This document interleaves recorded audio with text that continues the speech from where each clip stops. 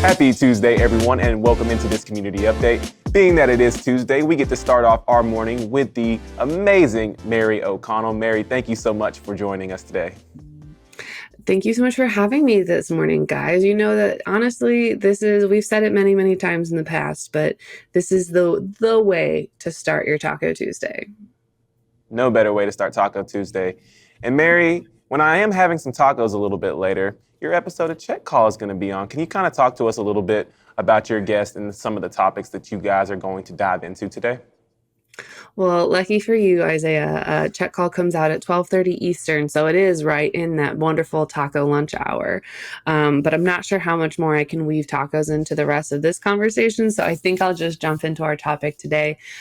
We have someone from Arrive that is not David Spencer. We have Alex Schwarm, they're kind of head of data, and we talk about the all-elusive, all-important AI and what it means. And so we've covered it a little bit on the floor on previous episodes of what do some solutions look like?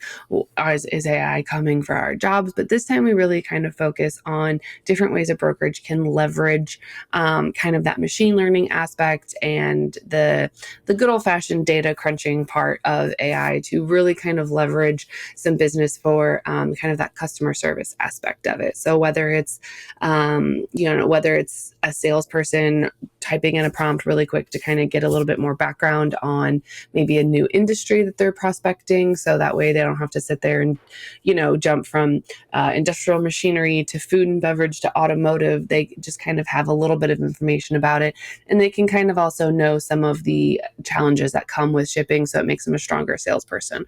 So there's that aspect, and then there's obviously the rate quoting aspect.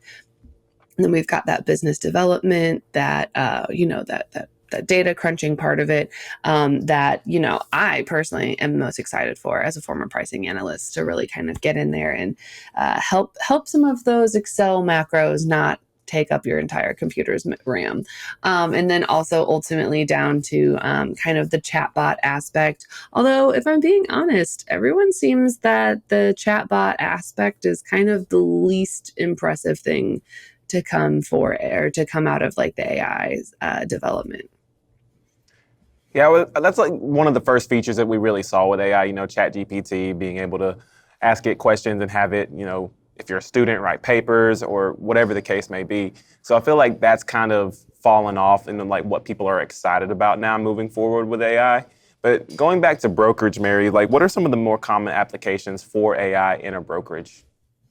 I would say, obviously, kind of like you mentioned, right off the bat, when AI was coming out and, how can I just quickly implement it and say that, we have a AI powered brokerage, those chatbots were the number one thing. And you'll see it a lot on pretty much anyone's website. Excuse me. There's a little button in the corner that says like, oh, how can we help you? You ask them some questions, and the biggest flaw with those is that it never really answers the question that you need, and it ends up just being more infuriating than if you could just send an email to customer service directly. So I think that's kind of run its course, and everyone's looking for some other options that maybe are more successful. And that's going to come a lot from from kind of that, maybe, for example, in your back office, some of that document processing. You don't necessarily have to have someone sit there and do data entry to key in each BOL and attach it to a shipment. You don't necessarily have to have something like that.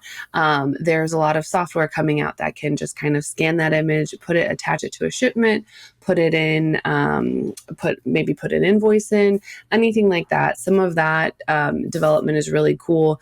And then also, if you got to go back to my roots as a pricing analyst, if you have that, there is some amazing AI programs that are coming out that allows you to kind of more or less basically run through an entire ratings tool and say, okay, well, I just submitted this RFP, everything came back, let me just compare everything to each other and see kind of what happens. And that part and that stuff is probably is going to have the biggest impact, because now no longer, for example, when we were trying to run an RFP, we would have to set a macro on our computer, hope nothing was wrong, and hope that we set it up correctly, and then maybe go get some coffee, walk around, talk to people. Basically, we would take an hour to walk around while our computer did it, just because it was we were pushing the limits of what our system could handle. And so to be able to have something like that done in a matter of minutes versus the day where, maybe it takes an hour or two to run your macro, and then one cell is off or one column's off or something's off in your formula, and then you have to redo it. And that's just basically a wasted day, because at that point in time, what is life? It's just horrible. So I think some of those applications are going to see the biggest return on investment, because you're going to be able to process those bids much quicker. You're going to be able to be more accurate in providing that feedback back to carriers, saying, okay, this is where you need to be, which in turn could provide better rates and better service to your customers. So it sounds like overall that can make work much more efficient for brokers and carriers and shippers, tying those all in together there with AI. Mary, so predictive analytics, you're a pricing analyst, and like machine learning, optimizing delivery routes and timing to meet customer expectations. How does all that play in as well? That is actually going to be one of the things that I'm the most excited for, because that is basically the job of a 3PL, is to basically say, hey, customer or shipper, don't worry. We've got your logistics. We've got your managed transportation covered. We'll take it from here. And so by being able to do that for a bunch of different customers, you can, there's been some consolidation opportunities. There's been a whole bunch of opportunities to really maximize the no empty miles, maximize the trips, and basically make it so that way your carrier is constantly running. But that is very hard to do when you when you have a lot of moving parts and you maybe just have one person or like a system that kind of does half of it for you. Being able to introduce those predictive analytics, that demand planning, being able to kind of take everything from all the ecosystems and put them together is going to make it much faster, stronger, and more reliable. And it is going to help you reduce those empty miles, make sure your carriers are running more efficiently. And ideally, if your operations is running efficiently, and you have all of these fantastic systems in place, your back office would have similar systems as well, which means ultimately your carrier is running more, they're not empty miles, and they're in theory going to get paid faster, which is, as we know, the number one goal that everyone strives for, is the fastest days to pay, because that's going to determine whether or not your carrier wants to come back and deal with you. We talk about AI quite a bit now. It's one of those really hot topics that everybody's speaking about, but it does seem to really be pushing the industry forward right now. Mary, thank you so much for joining us today. Can you tell us again where people can check out Check Call and where they can get the newsletter? Well, if you need something to watch while you are eating your tacos today, you can check out Chat Call. It's going to be on Apple Podcasts, Spotify, or anywhere you get your podcasts at 12:30 Eastern. You can also watch it on YouTube if you're more of a visual person. And then you can also, if that's not quite enough news, you can get the newsletter today at 2 p.m. delivered straight to your inbox. You just got to go to freightwaves.com/checkcall.